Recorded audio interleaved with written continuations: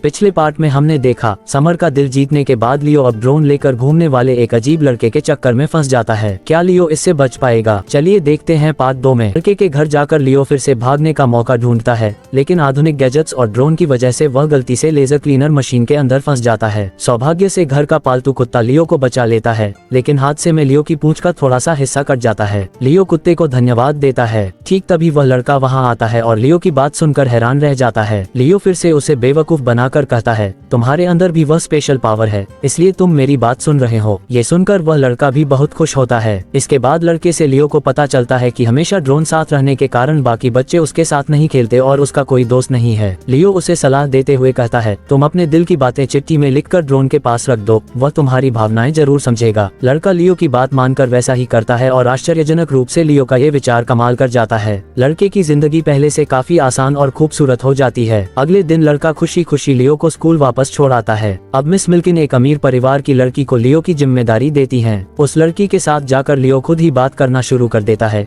क्योंकि बच्चों से बात करना अब उसे काफी अच्छा लग रहा था। लियो पहले की तरह उसे भी कहता है कि उसके अंदर एक खास क्षमता है। लड़की लियो के सामने अपने दुख दर्द बयां करती है। लियो उसे समझाता है, तुम अमीर हो इसीलिए हमेशा घमंड या चिंता में रहती हो। आम बच्चों के साथ मिलो जुलो और सामान्य रूप से जिंदगी का आनंद लो। लड़की का स्कूल में कोई दोस्त नहीं था। वह लियो की बात मानकर अपने जन्मदिन की पार्टी में स्कूल के सभी साधारण बच्चों को बुलाती है और सबके साथ हंसती खेलती है। इससे सभी उसके बहुत अच्छे दोस्त बन जाते हैं। जन्मदिन की पार्टी में नुमाइश के तौर पर पिंजरे में बंद कुछ सर्कस के जानवर लाए गए थे। अपनी कैद की जिंदगी के दर्द को याद करके लियो उन जानवरों का दुख समझ पाता है, इसलिए वह लड़की से उन जानवरों को आजाद करने के लिए कहता है। लड़की सभी बच्चों को साथ लेकर सर्कस के जानवरों को आजाद कर देती है। लियो उनके साथ भागने की कोशिश करता है, लेकिन बच्चों के उदास चेहरे देखकर उसका दिल नहीं मानता, इसलिए वह फिर से बच्चों के पास वापस आ जाता है। इसके बाद लियो को फिर से स्क्वटल के पास वापस लाकर रख दिया जाता है। इसी तरह दिन बीतते रहते हैं। क्लास का हर बच्चा एक एक करके लियो को अपने घर ले जाता है और लियो अपनी समझदारी से उनकी जिंदगी की तमाम समस्याओं को हल कर देता है। बच्चों का चहेता बनने पर वे लियो को तरह तरह के उपहार और अच्छा खाना देने लगते हैं। यहाँ तक कि अमीर लड़की लियो को एक छोटा फोन भी देती है ताकि रात में बात की जा सके। इतने दिनों बाद स्क्वटल को समझ आता है कि लियो असल में सभी इंसानों से बात कर सकता है। लियो तब स्क्वटल से कहता है, जिंदगी के आखिरी समय में भी अगर मैं बच्चों के किसी काम आ सकूं तो यही मेरी कमाई है। लियो कैसे एक एक बच्चे की परेशानी दूर करता था, वह सारी कहानियां स्क्वटल के साथ शेयर करने लगता है। अगले दिन मिस मिल्किन बच्चों से कहती है कि इस बार लियो की जगह स्क्वटल को घर ले जाएं,